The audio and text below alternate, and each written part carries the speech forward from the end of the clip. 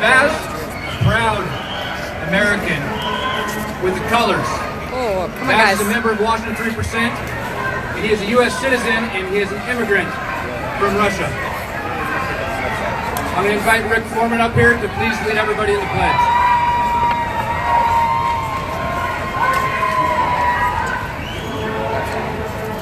Kindly remove the hats, if you would. I pledge allegiance to the flag of the United States of America and to the republic for which it stands, one nation, under God, indivisible, with liberty and justice for all.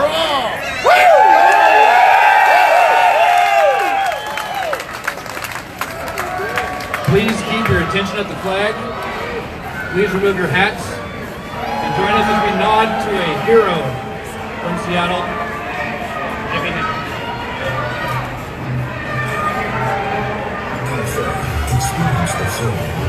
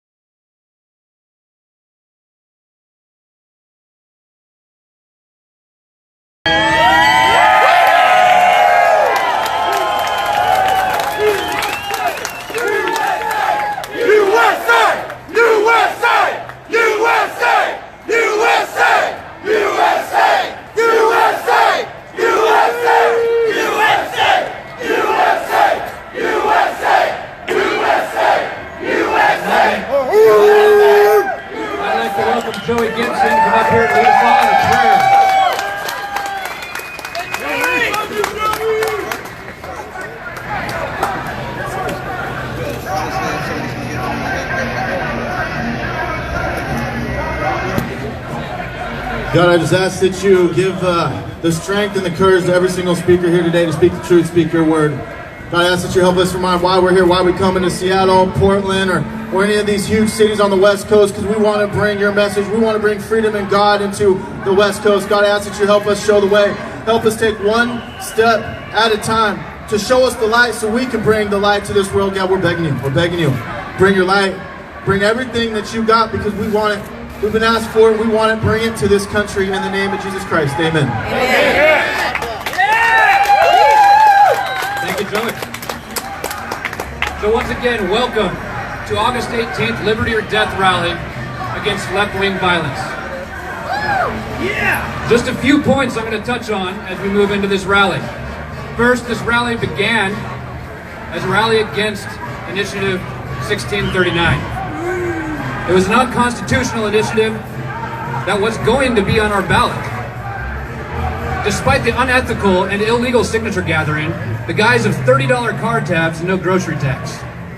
Yesterday, this initiative was issued a blow for now, and as we stand right now, it will not be on our ballot.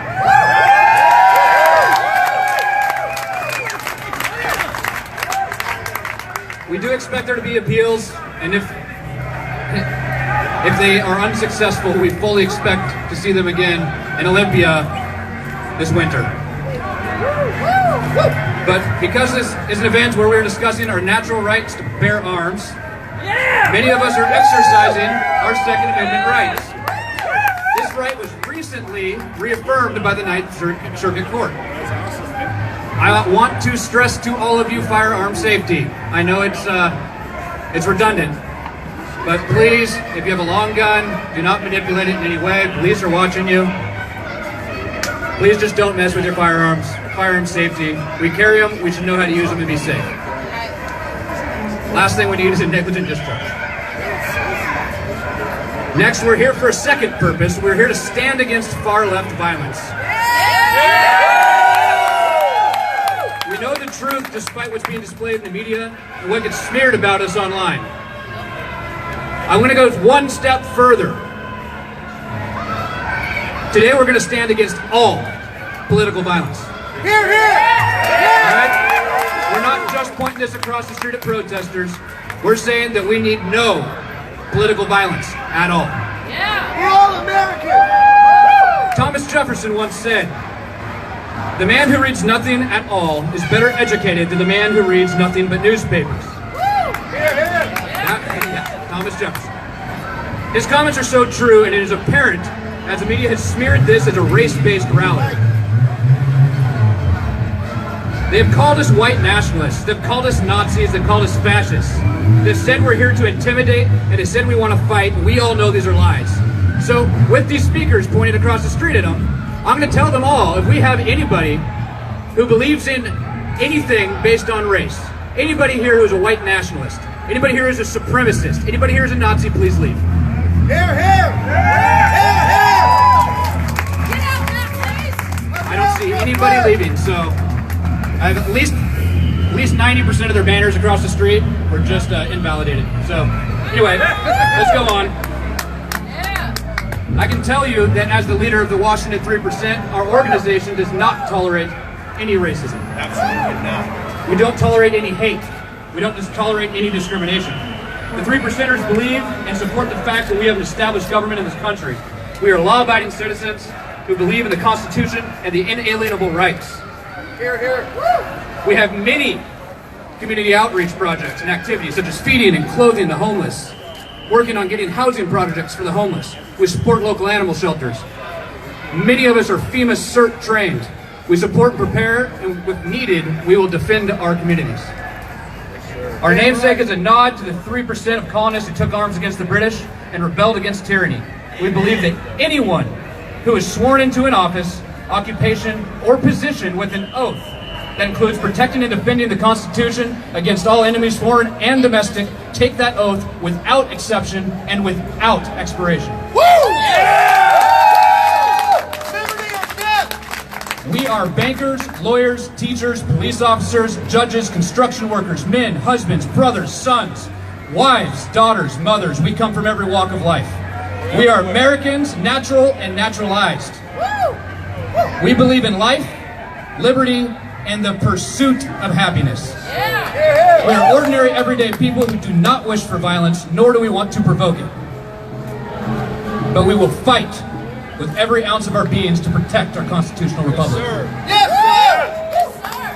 We are America's protectors against forceful, illegal, unconstitutional, and tyrannical governments. We are educated in politics, history, laws, and we have a code of honor as we walk tall in this country that we love.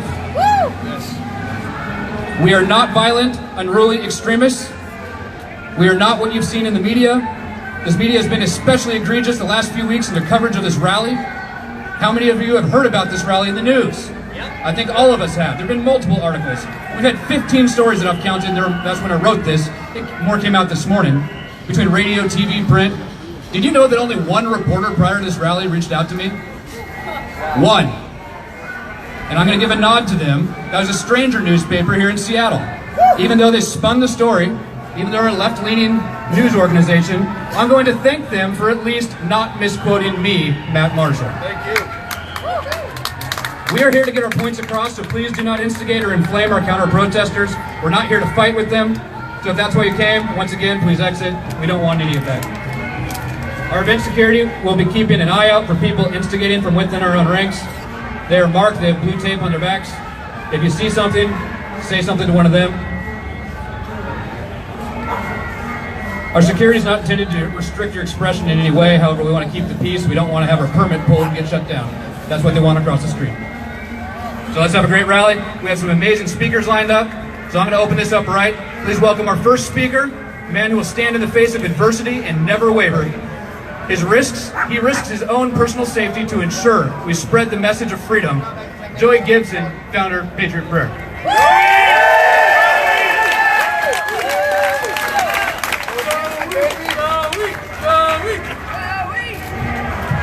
All right, hey, first of all, I would like to thank Matt Marshall for putting this together. So let's hear it for Matt Marshall and the Washington 3%.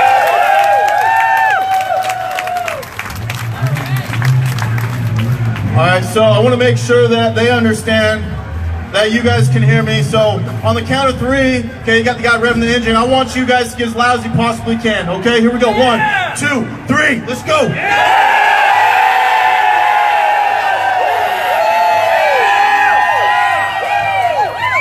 There you go, that's how you do it. Hey, hell yeah, that's what I'm talking about. Listen, I'm really excited today. Today's a beautiful day because we got two different groups coming together, okay?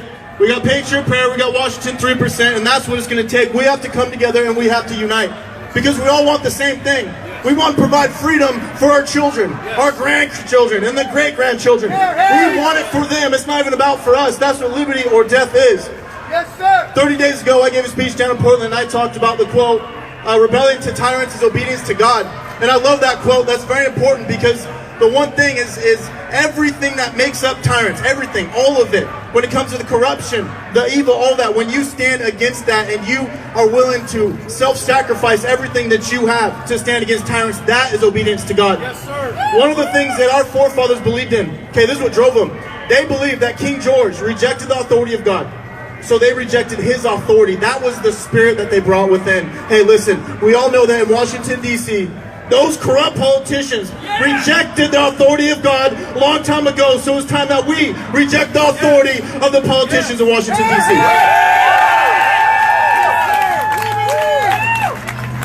Now, Matt Marshall labeled this liberty or death, and I love that. I love that quote, too, because it's simple, but it's so powerful.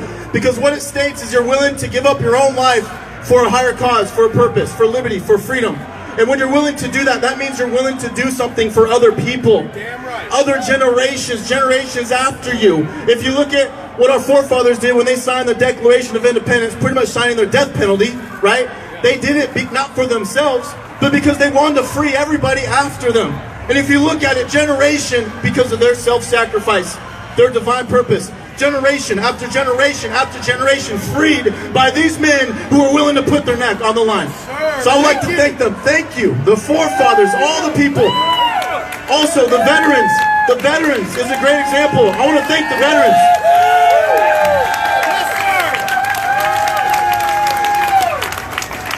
Because just like our forefathers, our veterans are willing to sacrifice everything. They're willing to travel all the way across the world, leave their family members because they're fighting for something that they believe in. They're doing it for other people. That's the higher cause. Yes. See, this is the thing that this is the thing that's coming on to me that I feel like God wants me to talk about. I've been talking about this a lot lately. We have to talk about the higher cause. Yes. To see, we all want the same thing. What we want is we want to be able to change this empire above us. We want to change this government that's gone way too far, way too big. But the only way that we're going to be able to do that is we have to have a cultural revolution at a grassroots level.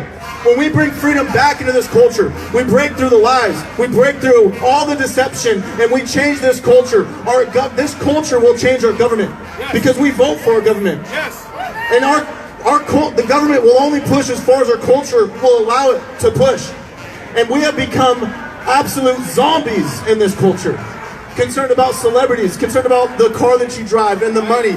We need to get, our celebrities need to be those who are fighting a tyrannical government. Those need to be the celebrities in this culture. Can I get an amen? Now this battle that we got in front of us, it's a huge battle, okay? And the thing that I like to think about, this is what I think about all the time, and I'm going to share this with you guys. It's a metaphor that I use, and it's something that I've been through in the last 2 years. I look at accomplishing this goal that I'm talking about, which is huge, all right? Changing culture, changing country, taking down empires is a high bar, okay? So what I look at it as a mountain that we have to climb. It's a mountain that you got to get to the top of, all right? You get to the top of that mountain, you accomplish the goal, and you bring freedom back to this country, and you guarantee it for your children. Now, getting to the top of that mountain is not going to be an easy task. It's unlike any mountain we've ever seen in this world, okay? Higher than any mountain. Because this empire that we have above us, I don't know if you guys have thought about this. This empire above us is unlike any empire that we've ever seen in the history of this world because of the technology, because of their understanding of psychology, the human brain, the ability to massively change and impact the way people behave, okay? It's unbelievable right now. So they don't suppress us through physical fear of death. They don't suppress us by fear of jail for the most part. You know, some people are political prisoners, but for the most part. Like if you look at the Roman Empire, what they did is they used the cross to put fear in people's hearts, right? They would crucify you, do whatever they can, put fear in your heart so that you would obey those in power, okay? Until Jesus came and he flipped that cross, and that cross became a message of faith and hope. Amen to that. Amen. So right now, this government we have above us, they suppress us through brainwashing. They're slowly killing our spirits, our hearts. The light within us are dimming away. We have so many people who are alive, but they're dead. You understand what I'm saying? Right. You can see in their eyes, yes. Right? They're walking around all day long, but they're doing nothing but sleeping all day long. We have so many people who cannot see truth if it was right in front of their eyes. They cannot hear truth. They cannot do that. They're basically blind and deaf, but they can sit there all day and stare at lies on the TV, stare at their social media, stare at the BS, listen to that crap over there all day long, and they can hear and see that. So that's what we're up against. So here's the thing. When I think about this mountain that we got to get to the top, okay, and I think about my own journey and how I started, okay, one of the biggest problems that we have in this country, I would say 99% of the people who have the passion, who have the desire, who have the heart to make some change in this country, their biggest problem is that first step. Yes. It's that first step. I look back to my first step, but we have too many people that are afraid to fail. They're afraid of what people think. They have their own selfish desires and they're not focusing on the higher cause. And I remember the first step that I took, I wasted 32 years of my life not even knowing the potential that I had, the things that God gave me, okay? The first thing that I did is I bought a ticket to go to Cleveland in RNC 2016. I went down there, I went down to a rally, I saw Alex Jones speak, I saw Roger Stone speak, and I saw tons of Americans who love this country, who were standing up for something, and I felt the spirit. I felt the fire. It was amazing. Amazing moments my entire life. Now, say what you want about Alex Jones, but the guy, yeah, he's crazy, but there's things about him that I admire. I remember I was sitting in a little area like this, and there were communists, there were Antifa, there were libertarians, there were liberals, there was all these different people like this together, right? And it was mind-blowing because I started to realize how much the left owns the streets, okay? And so I was kind of walking around, and all of a sudden Alex Jones just comes in straight up to the communists and just starts preaching about freedom and how dumb communism is, and yeah, things kind of went crazy, but I saw that and it impacted me. It did something to me. So I came back, I flew back to to Washington. That was my first step, and I decided I'm going to bring a positive, libertarian, conservative, constitutionalist movement to the streets. That was the first step.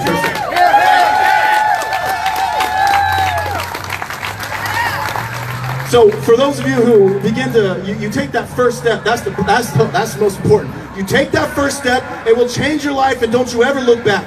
And you will find something that you never knew was even there. And as you continue, you trek up this mountain to change the world, to change this country. You trek up and up and up. And there's going to be times where you fall down, you're going to fall, you're going to look like an idiot, and everyone's going to laugh at you. That's the thing. That's what these guys do. That's what the media does. They want to make fun of you for everything that you say, for everything that you do, for the way that you look. I can't say there's nothing I can ever say that is right. I can say peace and love and I'm a Nazi. It doesn't matter, okay? But there are those moments where you're going to feel discouraged. I've felt those a million times. And that's where you begin to think about, temporarily begin to think about yourself. You begin to think about the way you look. You begin to think about things that don't matter. But you got to put your focus onto the higher cause. Right. Because listen, if you don't believe, if you're too concerned about the way people what people think about you, you're in the wrong movement. Get out. Yes. Go somewhere else. If you're concerned about people slandering your name, if you're concerned about the way people look at you on the streets, then get out of here. Because this isn't for you. Because this is going to be a tough journey to the top of this mountain. Yes, a tough journey. Can I get an amen? Amen? So you get up, you keep marching forward, you keep going forward, and then you fall down. And these are some of the darkest moments for me, and I've experienced this a million times. You fall down, you get a gash, you get something, you're hungry, you're bleeding, it is freezing cold, there's no one around you. You look up, you still got so far to go to get up this mountain, okay? And you temporarily, you lose faith, you lose hope. No more optimism. I've been there a million times, okay? And then out of nowhere, a brother or a sister who's hiking up the exact same mountain, a different trek, but you're both trying to get to the top, comes up to you, feeds you, gives you water and first aid, and helps you up, and picks you up and helps you keep going forward. This is why it is very important that we support one another, that we back one another, we encourage one another. This is why I'm extremely thankful that Matt Marshall and Washington 3% had the courage and the conviction to team up with Patriot Prayer.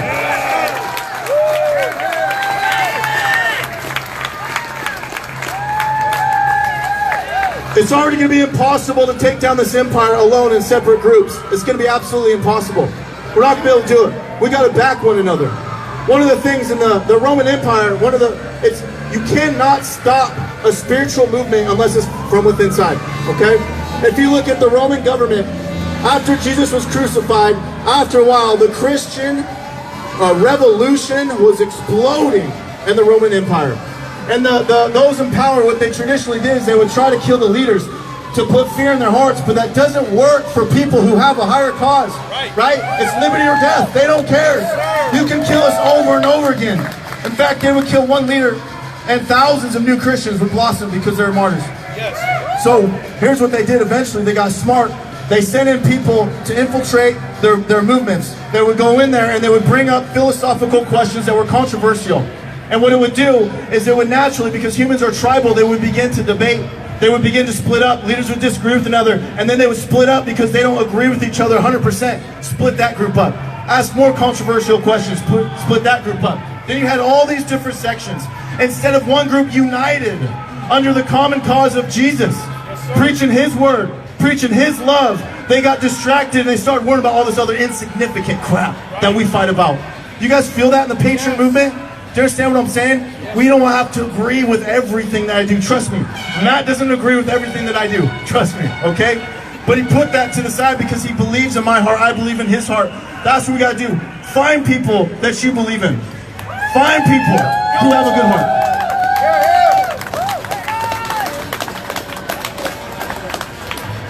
So the last thing I want to say about this mountain is, obviously going up that mountain, you're going to have tons of people along the way who are going to help you, okay? But you're also going to have people who are going to try to trip you up. Those are the people that go into the Christian communities and divide.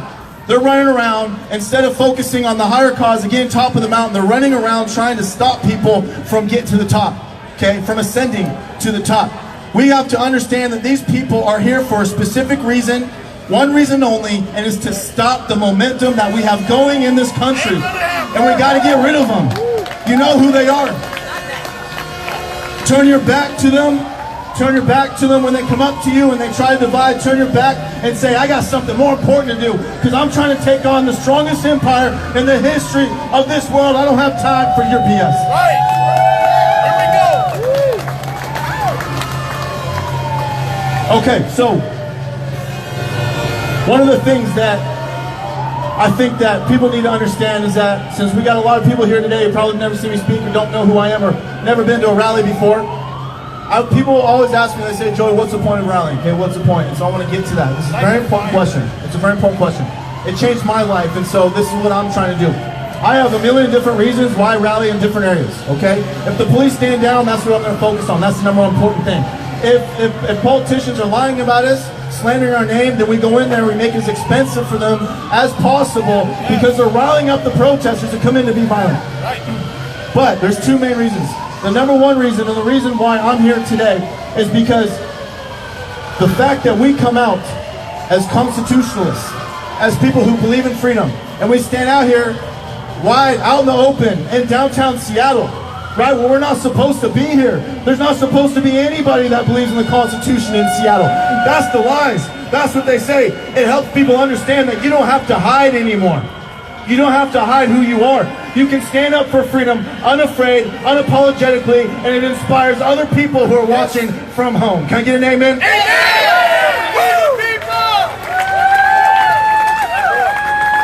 It's about inspiration, guys. Listen, they want to see people on the streets showing their faces, walking straight into the fire, walking straight into the darkness. That's what motivates people. The second reason why I rally, why we do what we do, another thing that impacted me. Rallies are the gateway drug into politics, ladies and gentlemen. It is the gateway drug. It is, number one, it is one of the most addicting things you can do, but it gets people who've never been involved before. It gets them off their asses, it gets them onto the streets, and they begin to build a family. They begin to pay attention, they begin to look into things. Eventually the rallies aren't enough and they begin to run for positions for PCO. We have tons of 3%ers that are in PCO positions this year, which I think is an awesome thing. And they begin to donate, participate, doing everything that they can. This is bringing people in, including liberals. Trust me, I've seen it. I have several liberals all the time thanking me for what I do, for what Patriot Prayer does and what you guys do. So I appreciate you guys coming out here today.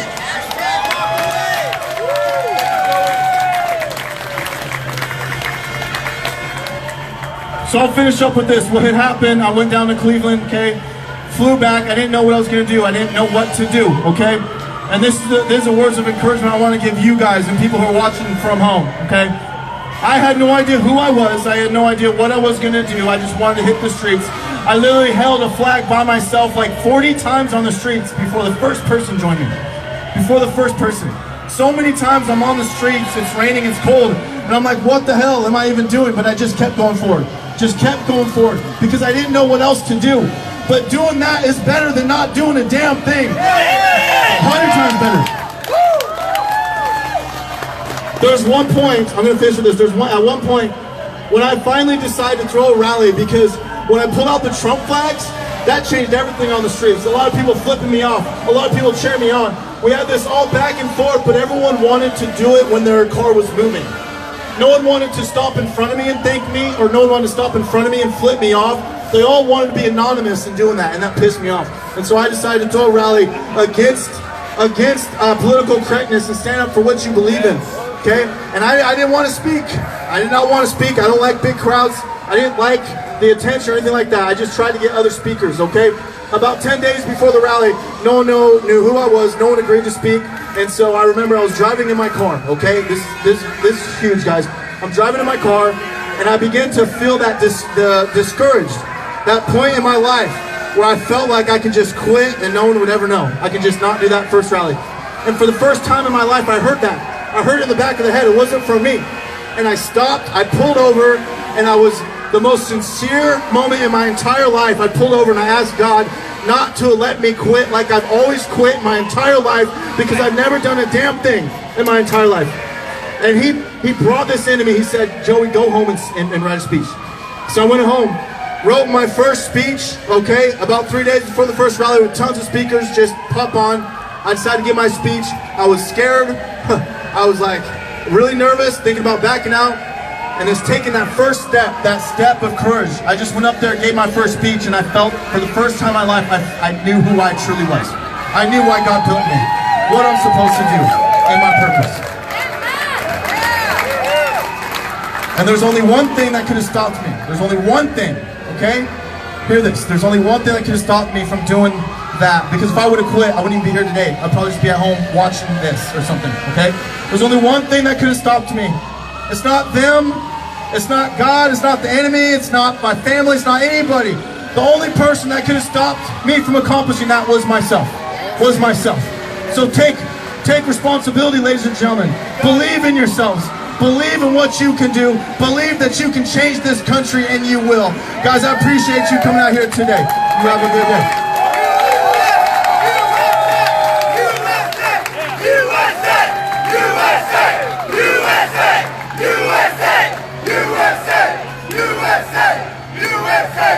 Thank you, Joey. Wow.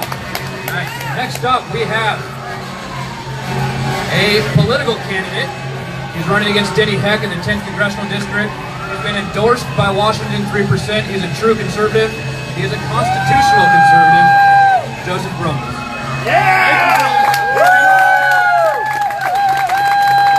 Is everybody happy to be here today? Yeah! You hear our teeth over there trying to silence us, trying to distract people, making as much noise as they can, trying to jump all over our First Amendment right? Ain't gonna happen. Not gonna happen. You're right. We are here. We are peacefully assembling. Thank you, Joe. Appreciate you. So I have 3 words I want to start my speech off with, you guys.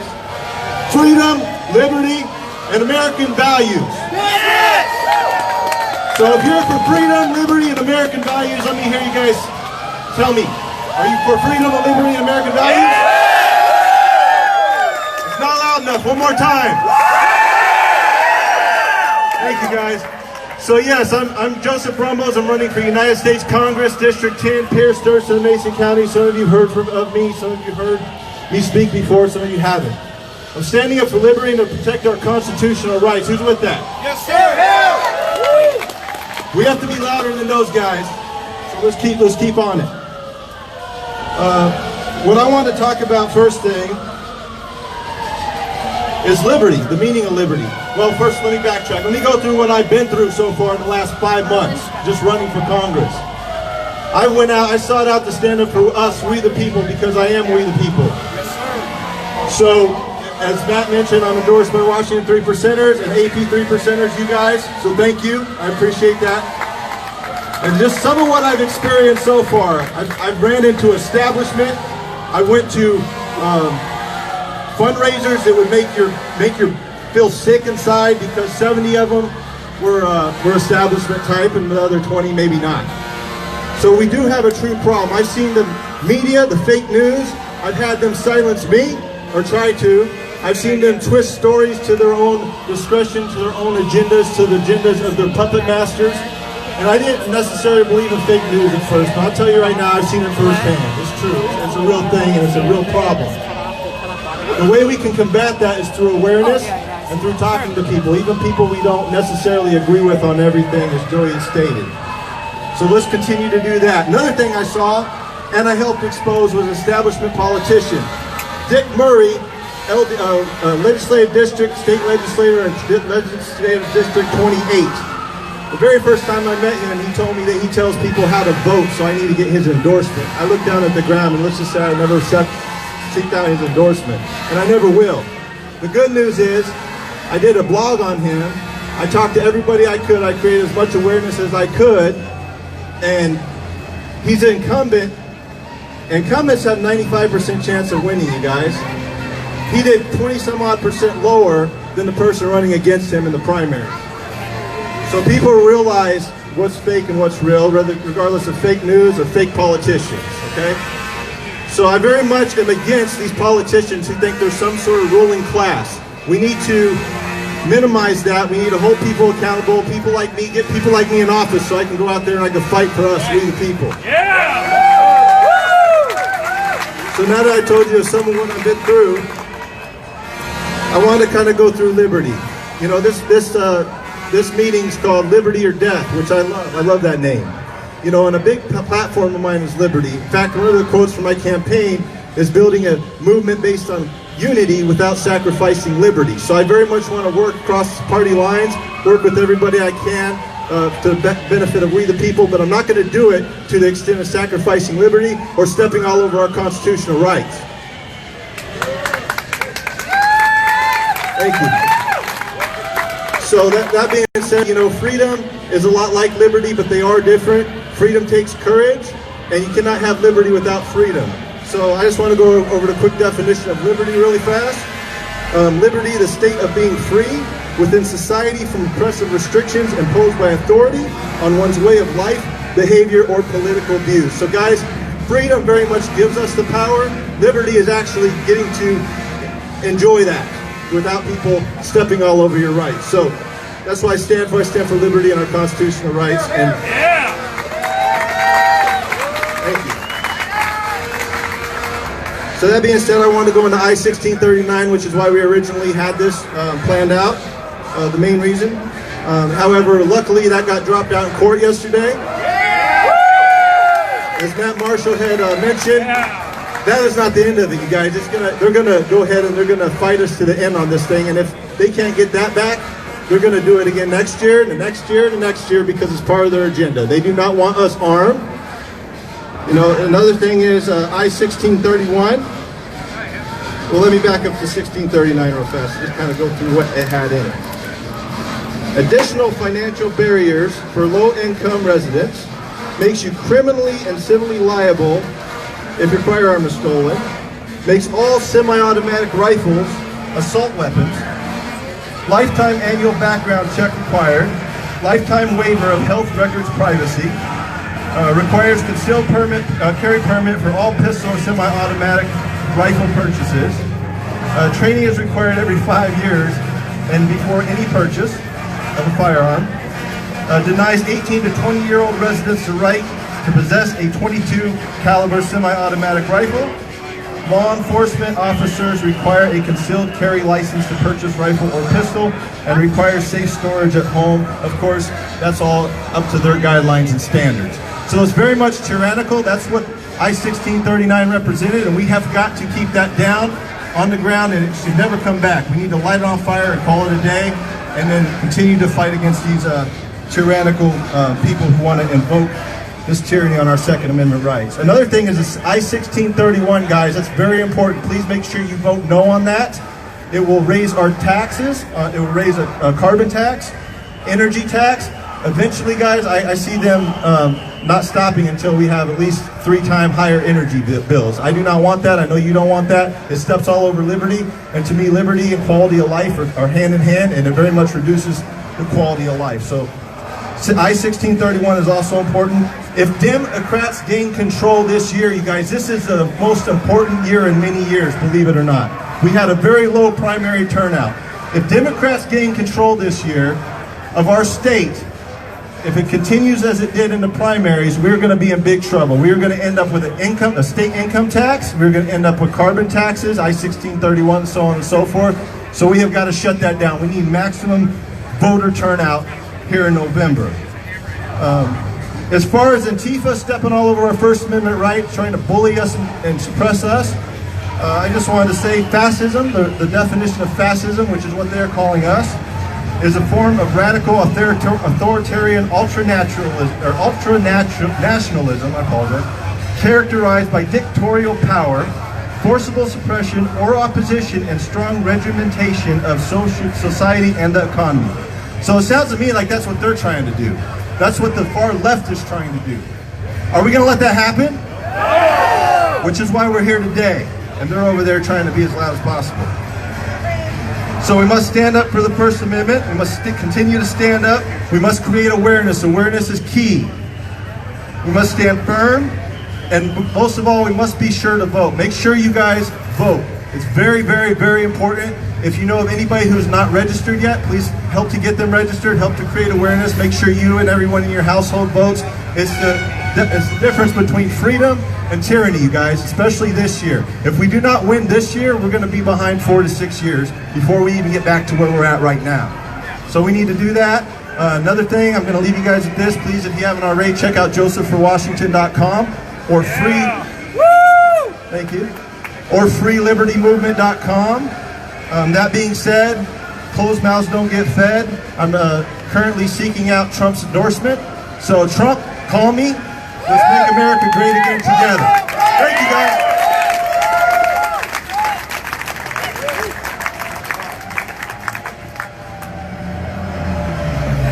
Thank you, Joseph. Next up, we have Jared Gavin Bonet. He is running for 5th District U.S. Congress. He stood many times in the face of adversity. When it matters, and you need somebody by your side, you want this man by your side. So without further ado, Jared. Hey, Jared! Hey, how's it going, everyone? Can you hear me? Yeah. All right. Well, thank you all for showing up. I wrote a speech out here.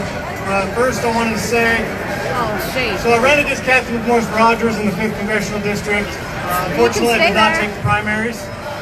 We have a huge problem over there. That's on the east side.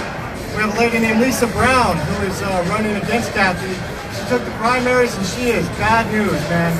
So what Joseph Rumbles was just talking about, carbon pricing, carbon taxes, all that, that's what Lisa Brown wants. She wants to sue the state, sue the people of Washington State to raise the taxes that they voted against. Because she is bad news. All she wants to do is tax us, do carbon price our rural communities, and all these other terrible things. She's a hardened socialist.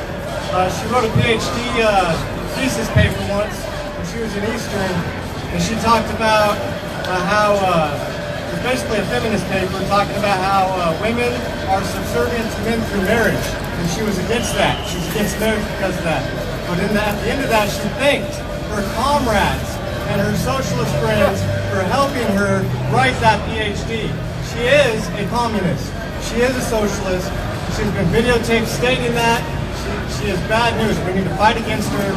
And that is why I decided to endorse Kathy McMorris Rogers. We have to fight against Lisa Brown. She has to lose. I urge all my supporters to vote for Kathy McMorris Rogers. So please, we have to stop Lisa Brown. I am endorsing Kathy, and I urge all my supporters to do the same. So moving on. So I just want to let you guys know that I am also going to continue running. I'm going to continue campaigning for the next 2 years, and I will run again in 2020 to try to take that seat. Kathy is still the enemy. She's still part of the establishment. There's still problems there and issues there that need to be resolved, and the only way we can resolve that is by getting her out of office. But for now, we're going to have to stick with her. Okay, so just know it is not over. I will not back down. I will stay strong. I will keep going, and I will fight every battle that comes my way. I will never accept defeat. I will keep on keeping on. I will thrive in the struggle and learn from every failure, no matter what happens. No matter how bad the beating, I will get up, dust off, and push through. I will push forward, and I will fail forward. I will move forward, tearing every obstacle in my way. I will silence the naysayers, crush the doubters, and destroy the haters that stand in my way. Not by my words, but by my actions and in every battle that I win. I will do this for you. I will do this for me. I will do this for our country, for our Constitution, and for our freedoms. I will do this because I believe in something. I believe that we are born to thrive in the power of freedom. I believe that we are born to thrive in the grace of liberty and justice. I believe that we are free men and women, and I will not stop until freedom reigns in America again. This is our time to rise, our time to shine, our time to make America great, to keep America great. To show this country, to show our leaders, to show the world, and to show our God that we will no longer sit idly by, that we will no longer remain on the sidelines, that we are powerful, we are great, that we are patriots. We are born through rebellion and forged in the pains of war. We are the people, and we are taking our country back. It starts today, right here, right now. It starts with each and every one of you that stands before me. You had the courage to come here. You have the fire that burns inside your soul. You have the passion and the crave for freedom. You crave your liberty. You crave your power. And today that power is yours. Today that freedom, that liberty, it is yours. Now is the time to unite. Time to fight. To do everything it takes to take back our state. To take back our country. To take back control and crush the opposition. To topple over their towers. Destroy their castles and silence their voices. We can no longer afford to let these terrorists succeed. We cannot give them an inch, not even a centimeter. We must push back and take back every single mile we gave them. Believe me, Antifa are terrorists, and we must fight them. Let us dominate once again and destroy these communists once and for all. No more gun control. No more political correctness. No more safe spaces. No more acceptance of ludicrous ideals. No more bullshit. They want to fight? Well, let's fight! But let us make sure that when we fight, we bring down hell upon them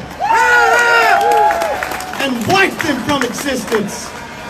For as what is written on my arm, if God be with us, who can be against us? Mulan Lebang!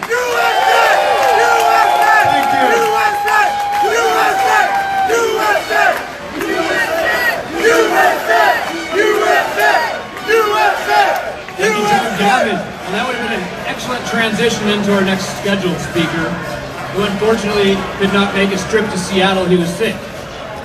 So Stuart Rhodes sends his best wishes, but unfortunately Stuart Rhodes will not be here with us today. A few of us did want to talk to him. So, next up, for the American Patriot 3%, we have Nicole Manette, am I saying this right? Excellent, to speak. All right, woo! Speaking on, I believe, AP3 not me. Right on, Nicole! Woo! All right, nice to see my female sisters out there Yeah! today. Woo! I am here representing the women of our cause. The women who do not let their men, their husbands, their brothers tell them how to vote, how to think, how to feel. The independent women of our movement who know how to stand for themselves. I am a strong woman. I don't sit around feeling sorry for myself, nor do I let people mistreat me. I don't respond to people that try to dictate how I think and how I feel. If I fail to rise up even stronger, then I hope somebody will be behind me to raise me up. I am a survivor. I am not a victim. I am in control of my own life, and there is nothing that I cannot achieve. I am a survivor of child abuse, sexual assault, and domestic violence. But I am not a victim of these things. I will not bow to the Me Too movement, because I am not a victim. I am going to stand here and say, not me. I choose to protect myself, to exercise my Second Amendment rights, to carry wherever I go, because I am a strong female warrior in this movement. Right on! And we're glad to have you! Warriors are not born, and they are not made. Warriors create themselves through trial and error, pain and suffering, and their ability to conquer their own cause. Be what it takes to be a victorious, independent, fearless woman warrior. In the words of Tiffany Madison, the Second Amendment is timeless, for our founding fathers grasped that self-defense is threefold. Every free individual must protect themselves from the evil will of man, the mobs in the street, and the state.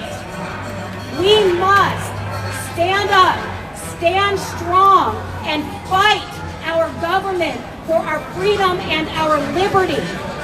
We must fight the violence on the left and the hate that they throw at us at every turn. If we do not believe in freedom of expression for people that we despise, we do not believe in freedom of speech at all. So I welcome Antifa across the street expressing their liberty. We cannot shut down the liberty of others to preserve our liberty. So welcome Antifa. The Constitution lays out our liberties. It lays out our rights. And as LaVoy said, it matters how you stand. So I thank everybody for being here and standing strong. It is important that we stand against tyranny, that we stand against oppressors, and that we exercise our liberties. If we do not exercise our freedom and our liberty, it is pointless. It is pointless. As Thomas Jefferson said, what country can preserve its liberties if its rulers are not warned from time to time that the people preserve the spirit of resistance? So let them take arms. We are the people that need to tell our government how we feel. We need to make sure that who we elect stands up for our freedoms and our liberties. We cannot lose one seat in D.C., not one seat. I want to encourage everybody to vote for the most conservative member on your ballot. It may not be somebody you like, but we cannot afford to lose one single seat, or we will be facing a rollback on our Second Amendment rights. Woo!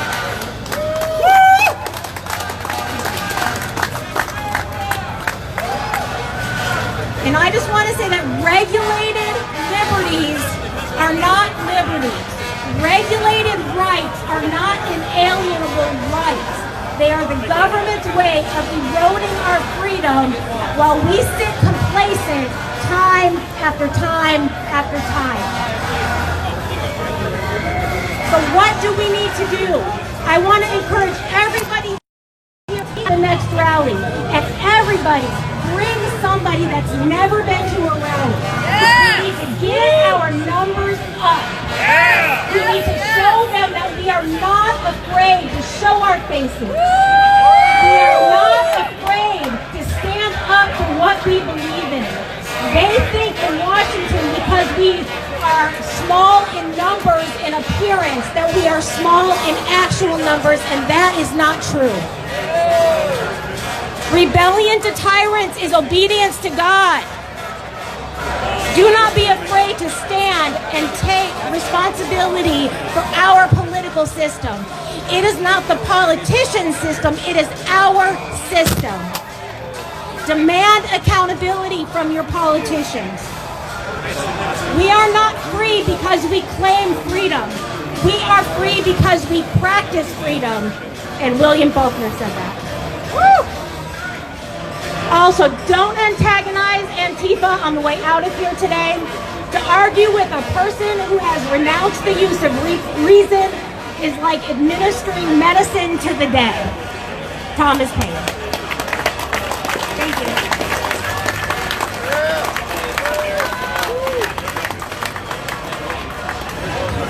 Thank you. Thank you. Also, there we go. All right, I want to remind everybody that Joey is going to be marching after this. This is one thing that we want to all participate with. There will be a march following this, so let's all hang out for a little bit. Anyway, next up, we have a constitutional activist, a youth constitutional activist. He also has been working to spread the message throughout his high school. He's been organizing young conservatives and making sure that we can push back on the educational narrative against freedom. So, without further ado, I'd like to introduce Arya Rhodes. Almost got it.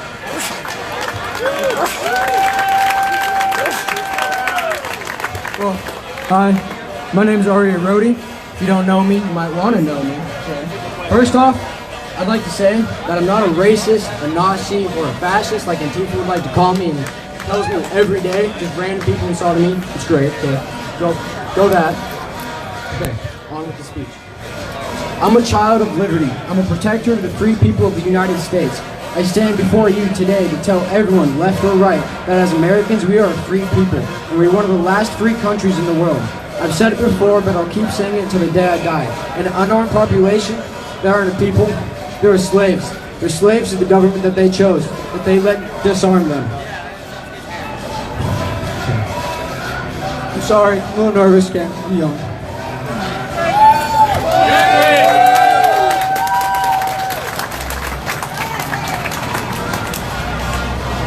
As the armed people of the U.S., okay, we are the power. We are the power. We put this country together. Okay, I'm a proud member of the Washington State 3%ers. I'm a 3%er because they stand for the Constitution of the United States. They stand for the free people. They vow to protect the free people of the United States. A tyrannical government is a government you let be tyrannical. You let them take your guns. You let them take your speech. You let them control you. We've seen it time and time again in history, and unarmed populations are slaves. They are forced into labor camps. In World War II, 13.9 million people suffered from this. They were forced into camps and they were killed. My grandfather, he fled from the communist regime of Russia to Poland, only shortly after to have him and his family taken by the Nazi regime of Hitler. He went into Buchenwald, and he was the only one to make it out. He was the only person in his family to make it out of that camp. The Nazis executed his deaf sister in front of him, in front of his whole family, because she wasn't deemed not able to work.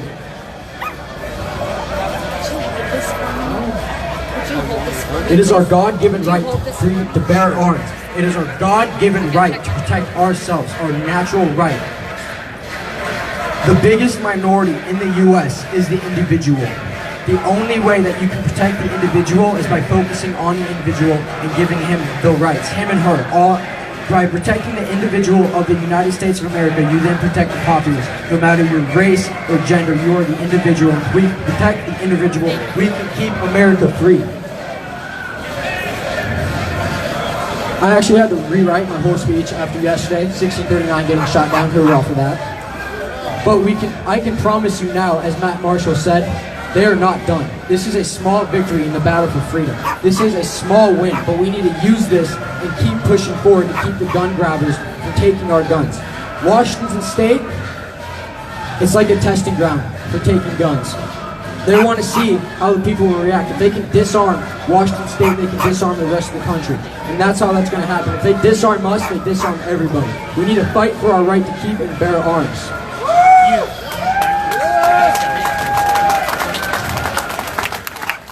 The First Amendment and the Second Amendment, they go hand in hand. I have the right to say anything I goddamn want. Yeah! There's Antifa over there, they have the right to be loud. They have the right to call me racist slurs.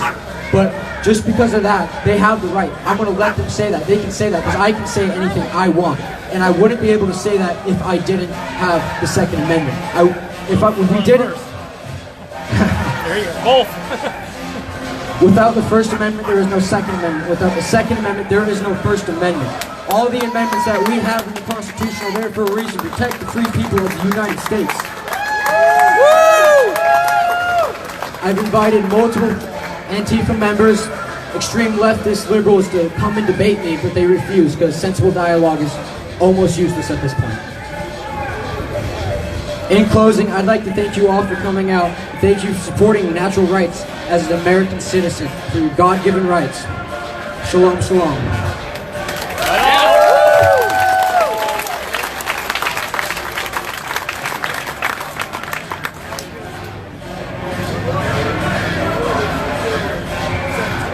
Excellent.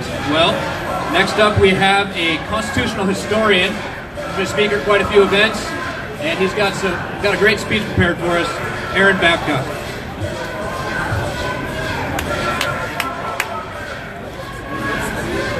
All right, remember, you got 20 minutes? I try to get 15, but I went over it a few times. It's from my heart, though. I wrote it out. I'm going to call it the American Journey. How you guys doing all today? Glad to be here. I would like to thank all of you for being here for liberty and to keep like a covenant your principles, your morality, and your values coming together for our whole state. I would like to thank all the American veterans for their service, Coast Guard and firefighters for what they have done for each other and for our country, and all the police putting up with both sides. It's hot and they're doing a great job. Our American history, our republic of our great nation, and of the present day, I hope you can get out the vote and be a part of the sacrifices for the path of liberty for us all in daily life. I hope to keep this speech short and sweet. A quick background about myself. My great-grandmother came to Seattle from Oslo, Norway in the early 1900s. She had a florist shop here in Seattle. My grandfather drove a school bus in Seattle and was a sports fisherman towards the end of his life. My grandmother worked at Boeing as a Rosie Riveter in World War II.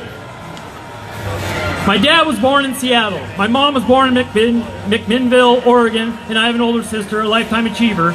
My dad was a logger at 15 years old, early 60s. And then he did his duty. He set chokes. Choke. Did his duty in the Vietnam War in 1966-67 as a door gunner on helicopters. He survived 2 helicopter crashes. One time during the war, he saved an American from getting killed by someone who had a long blade slicing him up. My dad picked up our fellow American, over 200 pounds, and got him to safety. My dad built a 23-foot boat out of his garage back in the 70s. He was a paper maker and bleach plant operator at Longview Fiber for over 30 years plus, right before the contract ended. He is my hero, a great provider that taught me to be a great provider. We both have perfect attendance of many years, as work is our duty and reward. Both of us love hunting and fishing. My grandmother and mom taught me to be a great caregiver and to be grateful and thankful my whole life, each day. I lived in 4 counties, Cowlitz, Thurston, Skamania, and Clark. Graduated in Longview in 1993, worked my whole life as a laborer. My passion was always music and history, and still is. Since I was 7, I cut, split, stacked wood for 7 years, worked at Pizza Hut through high school, then a variety of jobs till 1999, then 4 lumber mills to the present date. I was in a metal music band for 10 years. I was a Christian Reformed Baptist for 5 years, and I was a pagan philosophy researcher for 10 years. I read a lot of books, working on 600 American history books. I have a son and daughter in their early 20s. Also, very proud of my whole family. All right, here we go, guys. That's my background. If you don't know me, how would you trust what I say? To all Americans with whatever background, be it Americans with a native background, I believe a Gold Standard Act, which empowers the individual and the community, is better off a living and confident dollar, rather than what the Federal Reserve System does for you by printing unending paper, filling numbers on computer, as money will die slowly over the decades. The Bureau of Land Management, FDA and FCC, should disband. They have become oppressive. Be it Americans with an African or Islander background. Organic food brings good health in construction projects, helps rebuild devastated areas around the country. Be it Americans with a Latino background, small businesses, widespread, made, stayed, and assembled in the USA, restores the American dream. Be it Americans of the gay community, arming yourselves to protect your partner should be number one against bills like 1639, and to repeal thousands of anti-gun laws. If you really love your partner, protect them, especially their rights. The Bill of Rights by James Madison. Be it all of America. I believe in 150,000 new caregivers that helps the left and the right and the middle. You see in church all these elderly folks that need their prayers answered because of health issues. Caregivers make that volunteer spirit of the American way. Clear down to tent city. We need American caregivers there too. Volunteer to help out the tent city to become a big city. All talents inside ourselves, becoming a small business on the way to prosperity, in the pursuit of happiness, with all our rights intact. All right. And that is just as much as I want everyone is armed as much as possible. Now this is a couple radical things I got. I'd like a James Polk Liberty Canal to reconstruct the southern border so we can transport left to right from the Rio Grande to the Pacific Ocean. With side dams, we can import and export electricity. It's something to think about. Instead of staring at a wall, on both sides. Let's think economics. There would be no more drug tunnels. Another canal could run north and south near the original 13 states, all colonies, on the East Coast. We could have Navy ships protecting our states in case anyone attacks from the Atlantic. I think it's a great idea. We call it the American Independence Canal. I'm talking jobs here. Freedom, yeah. Let's protect ourselves against any foreign invaders. Come in legally. All right. I'd like every state to utilize the Army Corps of Engineers once in a while in fixing water infrastructure when it's really bad, like poisonous water.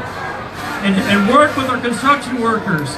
Prevention of landslides and flooding areas, working with the private sector, all those construction workers. Our prisons and jails could use organic food as a detox.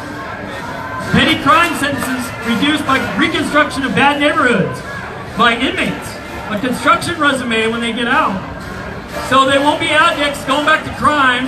They'll be detoxed from organic food, and they'll be working again without as much discrimination. Another executive order I think would be good is to cut 8 departments in Washington, D.C. and bring the power back to the people in our own state. Woo! All right, thank you guys. Locally as I would, I think veterans that owned a gold depository in each state would have a backup financial responsibility plan. A simple tax card itemized for voting. Gold is always valuable. It's better than printing dollars non-stop. Ron Paul made his case, I believe, for over 30 years in the Congress. I'm kind of like the last of the Ron Paul people. I hope young people kind of like study his career and go, yeah. He got the marijuana movement in California going. He brought liberty inside a big Republican tent. So now there's like 2 kinds of Republicans. Really liberty, small government, and there's always a few big government Republicans. But we can keep making the tent bigger, keep making government smaller. It's a great idea. Bring power back to local voting representation. All right, well, I'm here. I'm an American historian. I believe pre-1900s we should have like 200 books of your choice. All our forefathers, all the wars, all the letters of families from the Revolutionary War, the Secret Wars, every war in America. There should be about 200 books to study. About 50 books each semester to draw it out. So 200 post 1900s, 200 books pre-1900s, it's about 400 books, and 200 for war history. 600 books is a lot to take into mind. I believe everyone can do it really well. Because they are minimizing our American history. They're downplaying it. I heard a liberal once, he said George Washington was a horrible general. He was a late bloomer. He won Trenton. Now, if he lost every battle, people might say that. But he had to retain. He's going against an empire. So he's going to take some losses. He's going to keep going. And he did. And he gave us our freedom. I don't believe people that downplay our generals and our veterans in American history. It's ridiculous. Look at history like a stern, bold general and noble. All right, I got to get back to my speech here. Sorry, I went off. All right. We also need mental illness awareness classes are important in schools too. An armed artist or an armed musician is okay, Seattle. You can have guns. Keep your rights. Someone might try to steal your music equipment or try to steal your art. And just by seeing a gun, they might like, no, I don't want to steal that guy's art. I don't want to steal his music. It detours crime. The right to keep and to bear shall not be infringed or abridged. Okay. I've been on an intro to American History Drive these days and felt that I need to speak about individual rights, law, toleration, principles, morality, and values as an American patriotic historian introducer. To get out the vote and have many peaceful debates on executive orders, and with presidents come and go, but executive orders is like a train. We got to debate what to get rid of. There might be a few oppressive things in the executive orders. So let's talk about it. Most of them are really good executive orders. I like the small business ones that Trump has done because it's a pathway for poverty to work its way up like a tidal wave against big business. Made and stayed in USA and assembled. So that narrow gate of small business, keep it to your heart. If the rich always screw you over as a poor person. Make your talent into a business right away. And vote Republican. All right. Here we go. We should be more free than Switzerland when it comes to our Second Amendment rights. John Locke in the 1600s once said, "When law ends, tyranny begins." Our forefathers were inspired by his writings. He wrote a lot about individual rights and common law. Our government added many laws over the last 120 years. So, what we need to do is find a genius child from our state who wants to devote his whole life to repealing laws, trillions of them, and a genius child that will simplify the laws so law enforcement can comprehend a good amount of the laws to hand to the children, down to children. And I believe in enforcement, but I don't believe in enforcement of a trillion laws. You bring it down to 10 in common sense, then it's more effective. You feel like you're free to think common sense more than having a trillion laws dumped on your head. All right.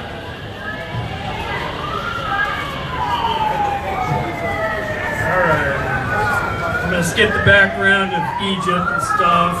I did study ancient Egyptian history. There were, I'll just say this quick about ancient Egypt. There was two tyrants, the first two pyramid builders. They drove the people down. They didn't allow religious worship at all. So no matter what religion you were, when you're working under a tyrant, under the first two pyramid builders, you didn't get to have that worship. The third pyramid builder, his name was Menkaura, Mercury of the Greeks they called him. He restored religious liberty and they were able to worship again. It was under Amen-Ra, you know, the invisible one. The Semites showed up, we had Yahweh. But over time, many tribes ruled Egypt, and there was the Aitonites, the first monotheist. He took all the attributes of many gods into one god. He's a false prophet, Amenhotep IV. And King Tut, remember Menkaura? Okay, he's about liberty. King Tut restored the temples north and south of Egypt, the Amen-Ra temples. He was about liberty also. They respected him as a boy king. Down the road, Alexander the Great restored the temples again when Amen-Ra temples were trashed upon, like vandalized like statues across America.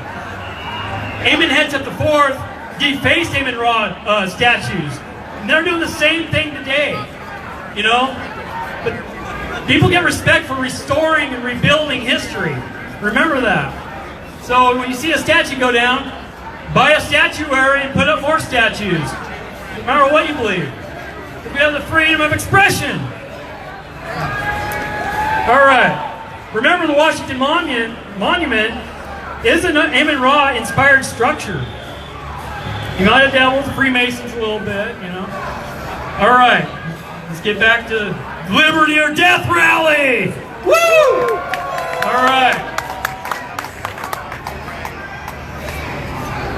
And England put out, there was a lot of religious wars over time from Egypt to our forefathers, okay, all over Europe. Islam invaded from Turkey a few times. Religious wars, class warfare, and national wars and empire wars for a lot of history. But there was a lot of awesome times in American history that we have to balance the lessons of war with all the good, healing good times, art, music, what we love about being on planet Earth, you know? All right. So, here we go.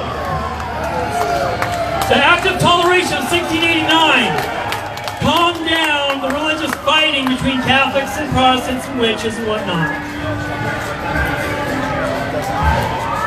And I hope everything's okay. Okay, let's get into the forefathers right here. When we were going against the empires, the British Empire, back in the 1700s, they were doing writs of warrants. They're general warrants. I mean, they were just going in people's houses, and they got tired of that. So they started the Fourth Amendment. James Otis and John Adams said that was one of the sparks of the Revolutionary War, was general warrants. It's like stereotyping everyone. I'm going in your house to look for something. That was no-no. We wanted privacy. Get a judge first. Under suspicion. I'm being asked to get the guys across the street.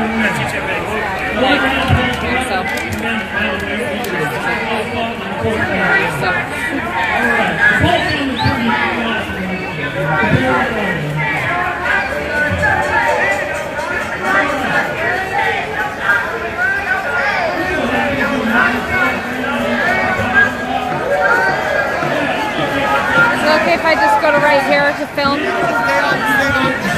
Yes, that was good.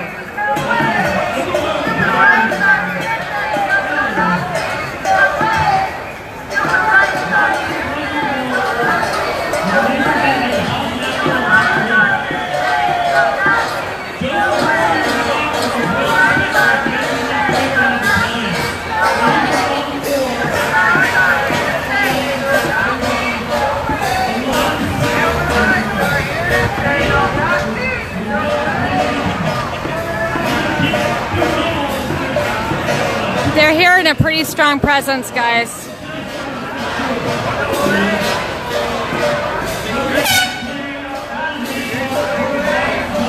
These guys at the corner are actually patriots. Something happened here at the corner, I'm not sure what. Looks like somebody got arrested.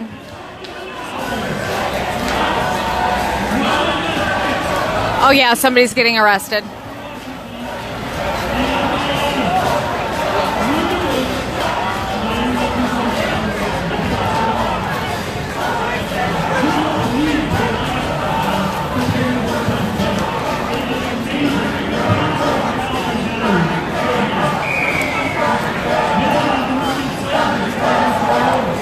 But just so that you guys know, see, I wasn't lying. I have security.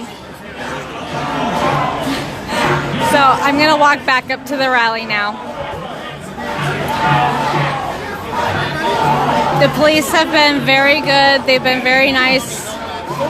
They've told us that if anything goes down, that they will be on our side of things. We will fall back behind the police line and give them support. So Matt's been working very well with them. In my article, I will tell you everything that went on behind the scenes. When you have a history book, grab Rosa Parks, grab Susan Anthony, put them together. All right. Skylar Barbeau did show up. Here we go. They showed up in a deuce and a half, and it was loaded with Patriots. So that was really cool when they showed up. A lot of cheers. There were people in the Alamo of every background. They were all immigrants. And Merlin is all here. over the place. And they were under siege. And when I read James Donovan's book, at first it was almost boring. I'm like reading the book. Yeah. Okay, Hempfest is down the street. We're in between them. Reaching out to other patriots across America. It's their final day on planet Earth. You know? It takes your heart from being hard, and when you're reading it, it changes like, oh my God, they need help and backup. Like Bunker Hill and Alamo, and even Benghazi. 3 major sieges, like the Boston Massacre. Take care of each other. It can happen in Washington State. Just like school shootings. Gun-free zones are just like places like the Alamo. It's nuts. Okay. Alright. So our ancestors, they stockpiled food like militias, medical supplies and tools they needed. They broke the branches of government into the Senate, House of Reps, and Congress, which is intended to restrain the executive branch. And we know that branch has gotten huge over the last 100 years. Just like the Constitution does, to avoid or even is supposed to restrain. That's what the Constitution does. It's to restrain leaders from abusing their powers. The Bill of Rights is to make sure we have our individual rights. Like John Locke inspired our forefathers before they started America. John Locke was very inspirational. He looked as goofy as me. You know, we're in the media. I get laughed at more than people laugh with me. That's okay. All right. I'm not for a monarchy empire either. For all the anti-corporations that they might talk about on the way over there. Reducing departments is about the same thing as the corporatocracy, kind of bringing it down to small government, you know? All I gotta do is talk about it rather than yell and scream. Okay. Now the left is becoming like an intent of global toleration and indoctrination, replacing American history into a new edited version. But with the lack of principles and a spread of many instigators, you know, intolerant to a driving force of principles, thank you Joey Gibson, on principles in the face of adversary. It is hard to just stand and ask questions and people abuse on them. Standing up for morality. You look at the porn industry, you know, it's like there's racism in that industry. Are they going against the porn industry? Now I believe they have First Amendment rights in the porn industry, free speech, but on the other side there's a silent side of victims, psychological damages from that industry. And there is racism. They profile just like the Department of Justice does. This person, that person. And the DOJ's classification of racism is ending up in liberal colleges, making everyone divided by white, black, brown. I say, call everyone an American. Tell the DOJ, call us Americans. No white, black, or brown. The cops will look, the police will look at the DOJ from below and go, I'm going to treat each other like an American and not whether they're black or white or brown. Oh, what example? Here's another thing. I believe we can grab the top 2 police heroes in every community and vote on them just like the sheriff. Because you can't vote every cop into office because it's expensive. But you can take the top 2 heroes as an idea. You know, I'm not forcing any law or dictatorship. I'm just saying it might be a good idea for the top in law enforcement, police officers, set a good example, just like their captain or whatnot, for the rest of the cops. Like every tribe of people on the planet, there is a continuation of good people, non-stop, every day, doing good in every tribe, right? There's always a bad amount of people that continuously do bad all the time in each tribe. And there's the people in the middle going which way they want to go. Should I be a bad guy or a good guy? And we have to talk to those middle guys and go, stay with the good, keep doing good for each other on this side, inside your tribe, whatever tribe you're from. That's the remedy of racism. Number one, call everyone American with whatever background, and they can have pride in their background. That's fine. Just don't put your always that first. Put American title first, because titles cause intimidation. We gotta stop the intimidation. Okay, I'm gonna summon this up. I went too far. We can have a debate on police heroes and police brutality, and a debate on executive orders, left, middle, and right, peacefully without all this yelling across the street. Okay. All right, just have a few more sentences. I just gotta thank some people. A great round of applause for Mr. Marshall, 3%ers, Patriot Prayer, Joey Gibson, Joseph Rumbles for Congress, woo! And the lovely ladies up here fighting for women's rights. She was a victim that became a survivor, and she is so strong for coming up here, listening to all their tyranny over there. I can't believe someone that, went through hell and back like all of us have, gets called names. It's horrible. So, I want an American history curriculum of 600 books. All the American wars, all the letters to their families, from the Revolutionary War to the present day, even the secret wars, all that history, like 200 books. And pre-1900s, about 200 books. All pro-choice education, no Department of Education. And then post-1900s, another 200 books. Take that wider perception. There's always going to be a left version, right version, but stay independent. Stay like a general, stern, bold, and noble when you're discussing history. Like a bull.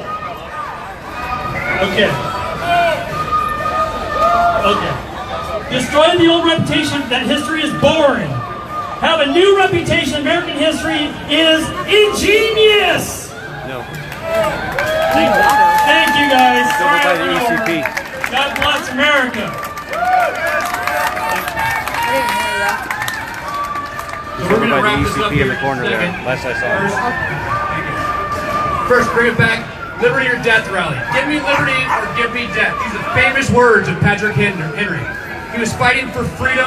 He believed that if you were not fighting liberty, fighting for freedom, you were settling for slavery. He made his famous speech that we can use as a rallying cry today. All right? Our Bill of Rights does not grant us rights. Our rights are inherent birthrights endowed by the Creator. I haven't heard that come up yet. Our Constitution, our Bill of Rights, those protect infringement. So now I'm going to go ahead. Welcome Joey Gibson. He's got one last very short speaker. I would ask that you all stick around for a second because we're about to go walk through the streets of Seattle. Hey, one of my most favorite things to do is be able to march around in downtown Seattle, downtown Portland, any of these cities where they say we're not allowed to be. These are our streets now. That's the change that we're going to bring in these cities.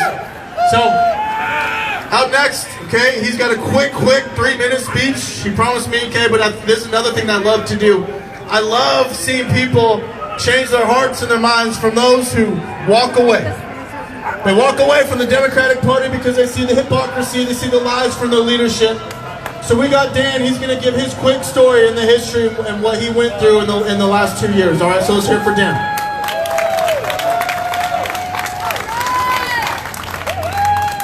Good afternoon, and look at all these patriots, and this is just fantastic.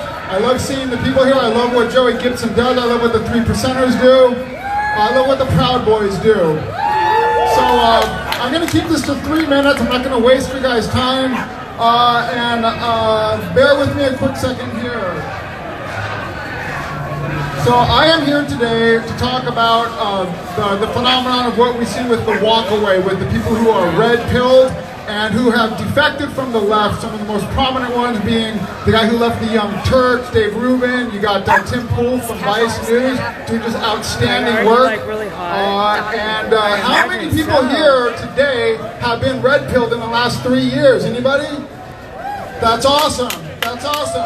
The narrative over there is exhausting, isn't it? That's all they pump. They keep saying no war, no KKK, no fascist USA. They keep coming at it like, who here has talked about gas chambers? Who here is talking about wanting lynching? You haven't heard it. No one said anything remotely like that. But that's all they got. They just keep pushing that over and over. What fucking planet are you on?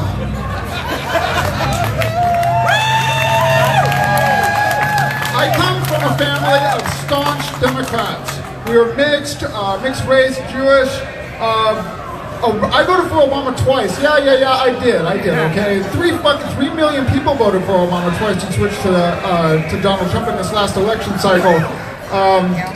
But my allegiance towards the Democratic Party started eroding pretty seriously during Obama's second term, and it was the real deal breaker was the way that Islam is protected and treated as though it's like Buddhism or something. Like there's just no doctrinal mandate to wage jihad against non-believers. The Democratic Party just pretends that that's not there, and that just kind of really pissed me off. But I was still going to vote for Hillary until I found out that she was taking those questions from the reporter from CNN about the debate ahead of time. That was cheating. That was dirty. But then the other thing that made me just say completely that's it, I can't vote for her anymore, is when the jihad attack happened in Orlando, Florida, where that ISIS guy went and killed 50 gay people, and all Hillary could say is this is a gun control issue. I was thinking, what are you talking about? Gun control? This was jihad. Again, I have to ask, what planet are you on? And so that's when I knew I wasn't going to vote for her. But a couple more things had to happen for me to decide that I was going to come on board and start showing up at Joey's events. And one of them was when Milo Yiannopoulos was speaking at DePaul University, and BLM stormed the stage, grabbed his mic, took a swing at him, and they shut it down. Then Bernie Sanders' event was shut down over here by BLM again.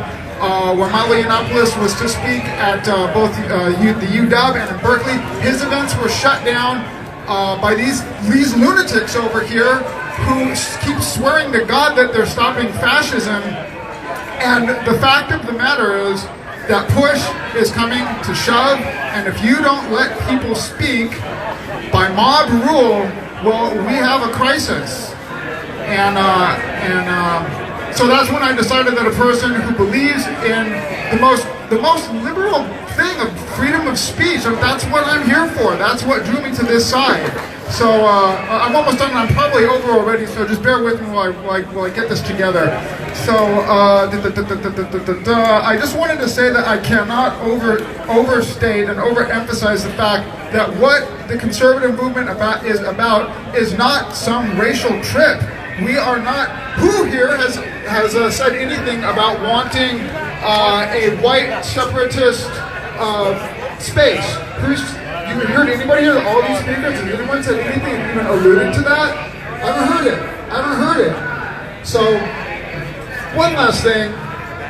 A super exhausting thing about the Democratic Party and about that whole side that has the nerve to call itself progressive with the way that they treat free speech.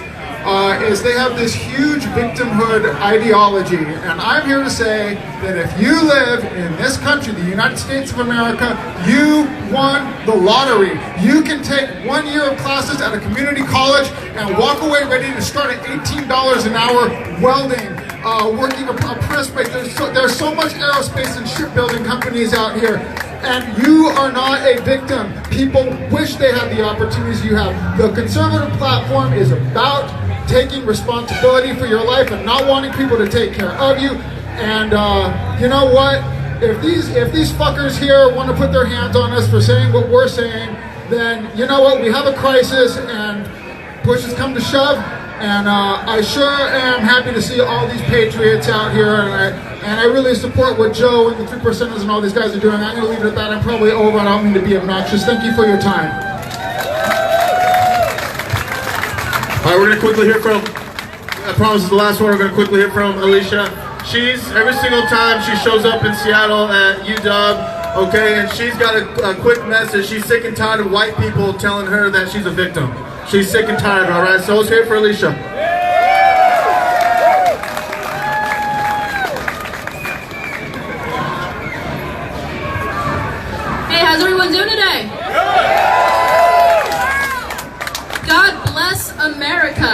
bless the USA. I love this country. I love it. It's great. My name's Elisa Sanchez. I love coming out to these rallies down here. I wish I could go to Portland more often. It's about a 6-hour drive for me, but I try and make it to whatever rallies I can. And I always just like to come up and just remind people, you know, in case you think that you're going crazy whenever you see those people across the street call Patriot Prayer or the 3%ers or whatever, call them like Nazis and white supremacists. It's like, I always look, I'm like, where? I've come to so many of these rallies. I've never seen one white supremacist or Nazi anywhere close. Well, on the other side of the street, perhaps. They're yelling like the Nazis in all those films.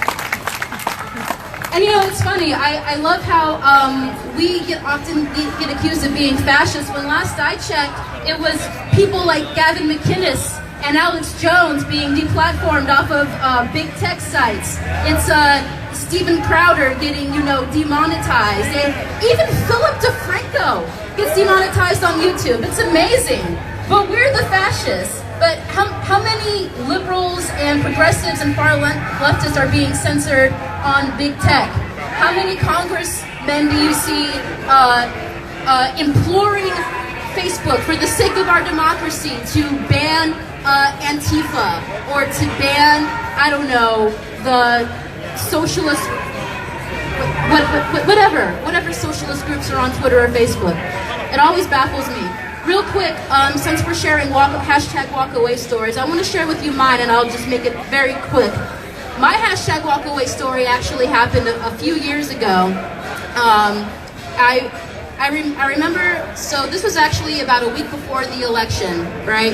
And I'm sitting at the table with my grandmother having dinner, and I asked her, I was like, you know, Nana, you've been a lifelong Democrat, and I've been doing some research, and what I found is that every city where the crime rate is the highest, the mayors are Democratic, the city councils are Democrats, the governor is Democrat, the state lecturer is Democrat. All of the cities where black people are suffering, where they are living in poverty, living in these crime-ridden cities, all of these cities are run exclusively by Democrats and have been for the past 30, 40, 50, even 60 years. So I asked her, I was like, why should we black people keep voting Democrat when what have they done for us? What do we have to show for it? And silence. She just sat there just in silence for a minute, a solid minute. And then she just, you know, stammered out something I can't really remember, because that was the most profound, just that dumbfounded silence she had, where she had nothing to say that just convinced me more than anything else could have, that yeah, the Democrats are not who they say they are. They are not the party that helps black people, or if they were, why is it that the top 10 cities with the highest crime, the highest poverty, where black people are doing the worst, why are all those cities run by Democrats for the past 50 years? It doesn't make any sense. So that's my hashtag walkaway moment. And I had a lot of fun. I always have fun at these rallies, and I love being surrounded by patriots who love America and love the Constitution as much as I do. And God bless you all, and get home safe. Thank you.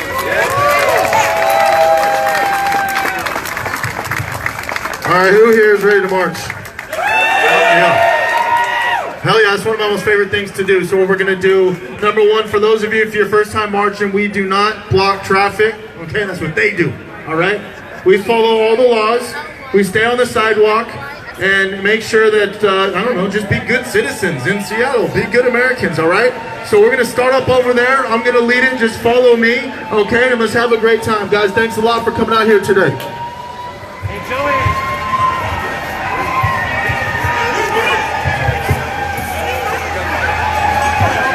Okay, guys, I'm gonna get Merlin ready in his bag.